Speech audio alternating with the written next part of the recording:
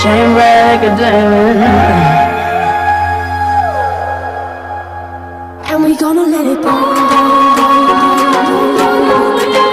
That's when we uncover, cover.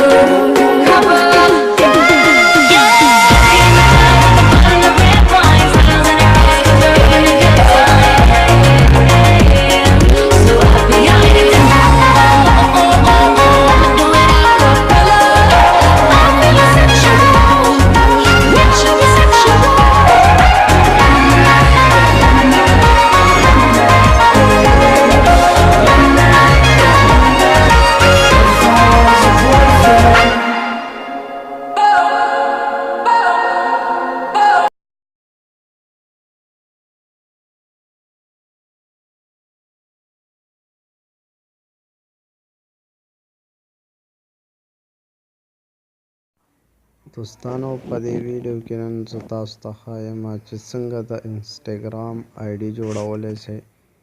را به شئ انسټاګرام به کلو کوئ. که چېرته فیسبوک سره کنیکټ کوئ نو دغه به کلیک کوئ، بیا به آی ډي نه جوړوئ، ډایرکټ به کنیکشن. نو لاندې ښکته دا ساین اپ دغه به کلیک کوئ، دا خط غوندې. که په نمبر جوړوئ نو دلته به نمبر هر څه باندې که ایمیل باندې جوړوئ نو دغه دې سیټ ته به راوړئ. اوس زه په نمبر جوړوم نو دلته اولني کې به خپله ملک کلیک کوئ چې کوم ځای کې اوسیږئ، لکه دا وګوره دې سرچ کې به ورکړئ.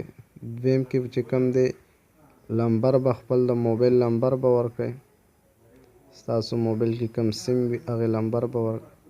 بیا به دغه شین دغه کلیک کوئ نیکسټ. دلته به بیا خپل نوم مکمل نوم ورکړئ، ستاسو چې کوم مکمل نوم انسټاګرام کې لیکئ هغه به ولیکئ. لاندې به پاسورډ ورکړئ خپل، بس دغه به کلیک کوئ. بیا به نیکسټ کلیک کوئ، نیکسټ یې کلیک کوئ. دغه ستاسو دغه رجسټر کیږي. ستاسو دې نمبر ته به یو میسج راشي، که راغلی ډایرکټ ورسره بعضې وخت کې کنیکټ شي. که چېرته نمبر سره بیا کنیکټ کوئ فیسبوک سره نو دغه به کلیک، که نه کنیکټ کوئ نو سکپ به کلیک کوئ. بیا به دلته نیکسټ کلیک کوئ، سکپ به یې کوئ، بیا به دغه سکپ کلیک کوئ. ستاسو د انسټاګرام آی ډي اوس جوړه شوه. که تصویر به پرېږدئ نو دلته به راشئ،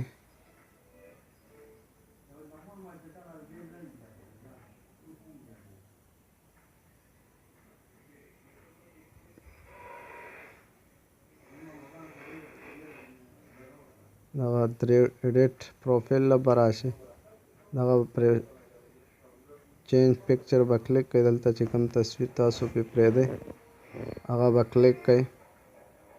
که ما دا کلیک کړو دا به هلته سیټ کوئ داسې